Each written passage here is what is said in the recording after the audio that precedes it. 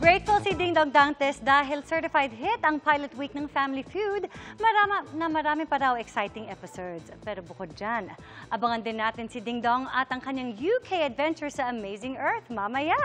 Makichika tayo kay Nelson Canlas. Ang dami ng magagandang... Isa na namang exciting adventure ang hatid ni Ding Dong Dantes sa fresh episode ng Amazing Earth. Isasama tayo ni Dong kasama ang kanyang grupong Euro Monkeys habang nililibot nila ang United Kingdom. Sakay ang kanilang mga big bikes. Amazing na adventure ko na yon sa UK. I-feature dito sa Amazing Earth. So makikita yung mga lugar na pinuntahan ko. Plus may konting trivia about the United Kingdom. Kasi talaga very, very rich in history yung England.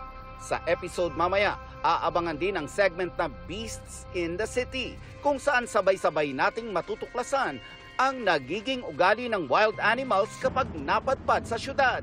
Bukod sa Amazing Earth, thankful din si Dong dahil certified hit ang naging pilot week ng Family Feud. Marami pa raw dapat abangan sa mga makikihula sa world's most favorite show. Expect nyo po na mas marami pang mga grupo ang pwedeng sumali.